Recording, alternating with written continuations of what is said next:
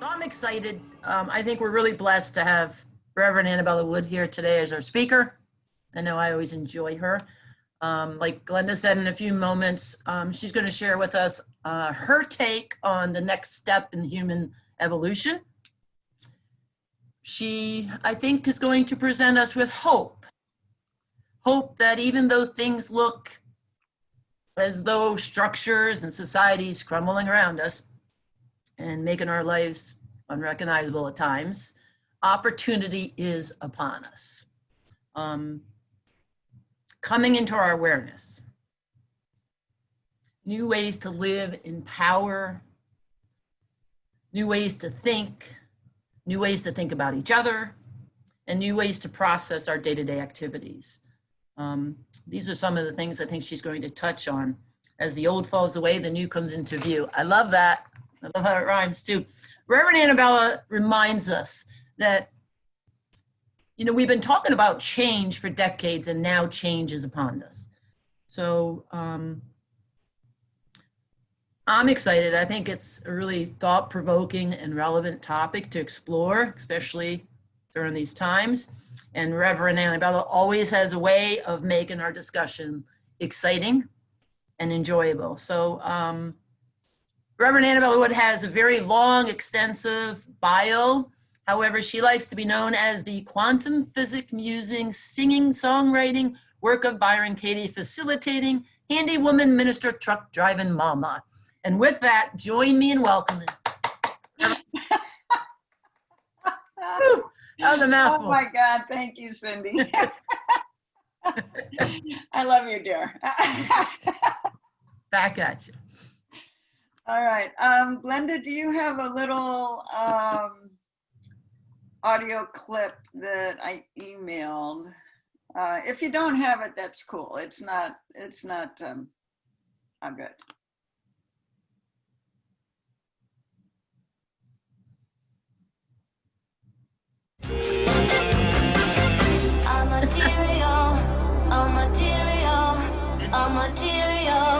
A material world.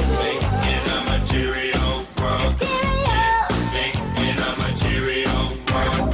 In a material world. In a material. Yeah. Okay. Yeah. I loved singing that song. Material Girl by Madonna at the top of my lungs while I drove around Los Angeles in my gasoline tanker. I would bounce in the driver's seat. Those trucks had the air ride seats and they bounced, and I would bounce in the driver's seat, toss my head as I was singing. I could only imagine what other drivers were thinking as they drove past my truck.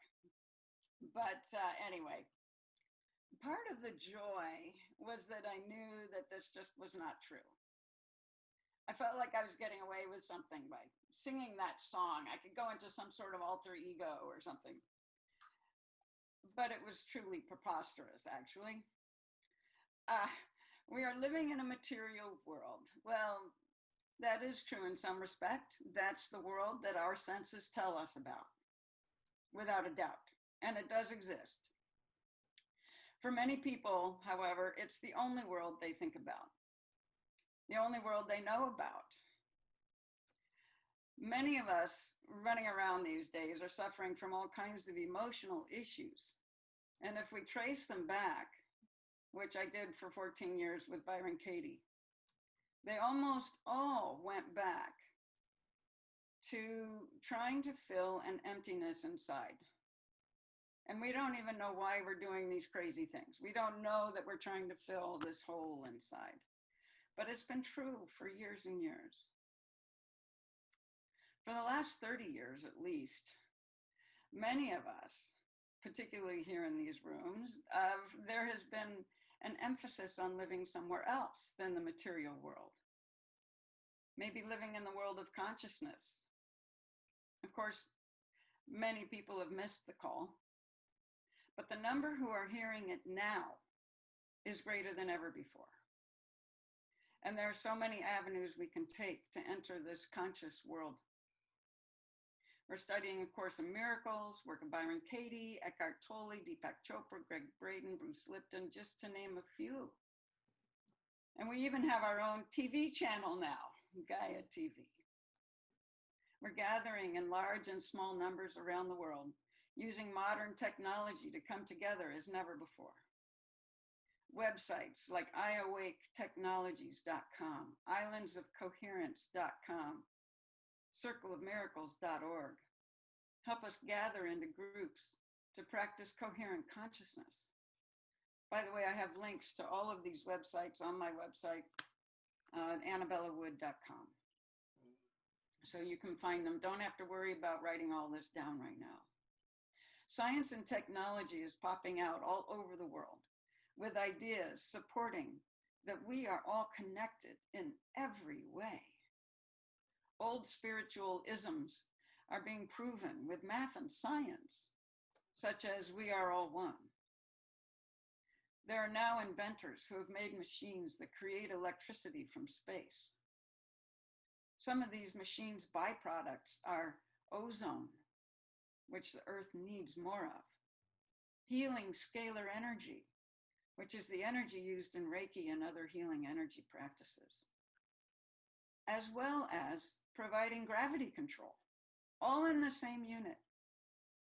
They provide electricity, help heal the Earth, and help heal the physical bodies of people and animals around them.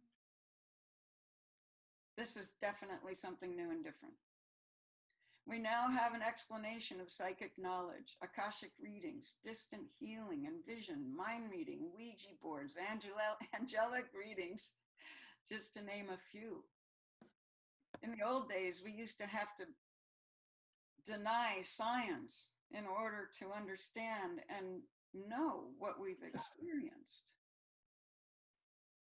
The technology to help one meditate very effectively now is available and free to all online, anyone who wants to take advantage of it.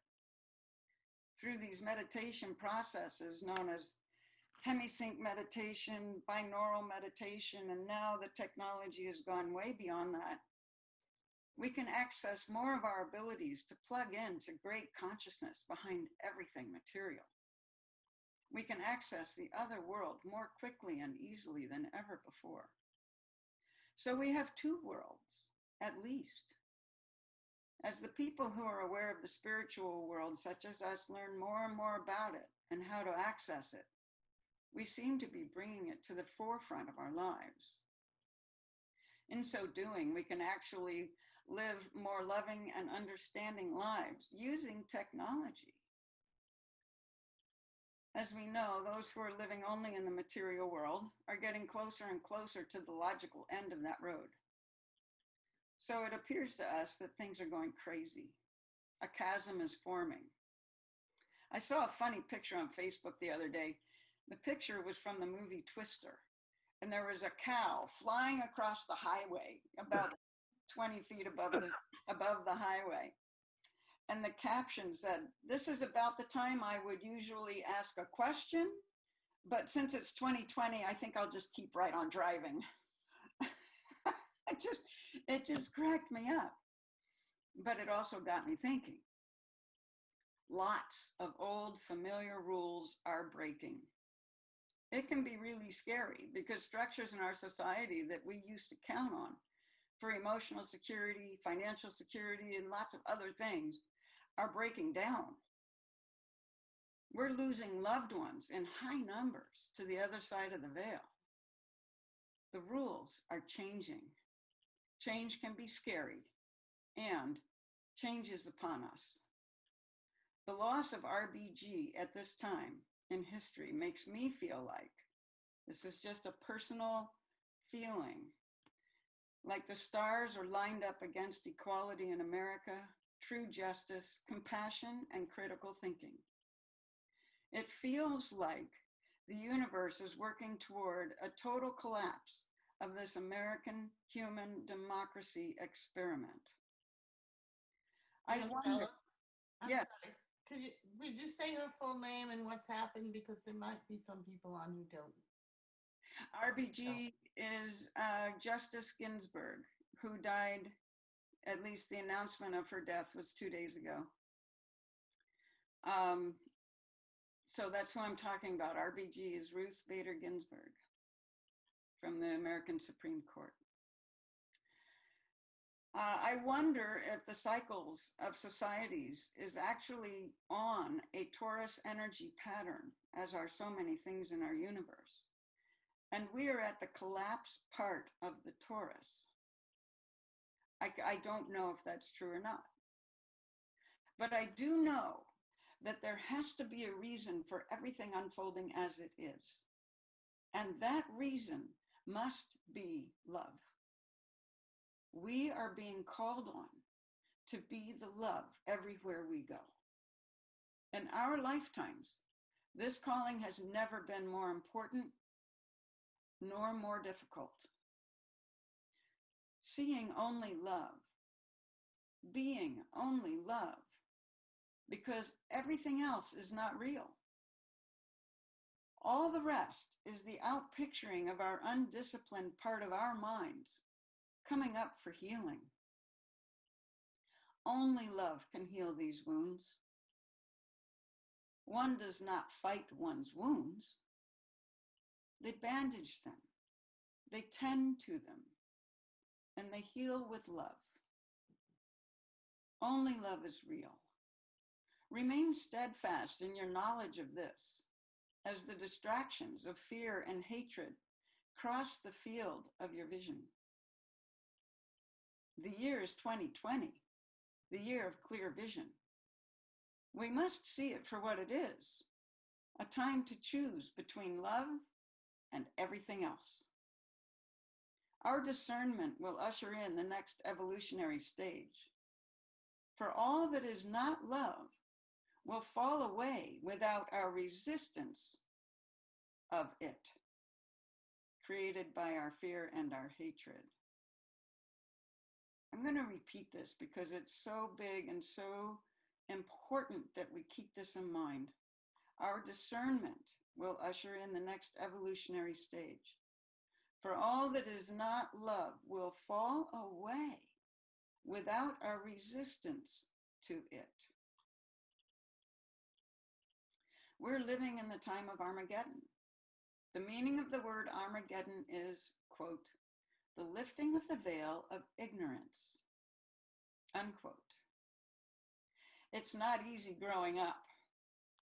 We have to discard our toys, which have kept us distracted from love.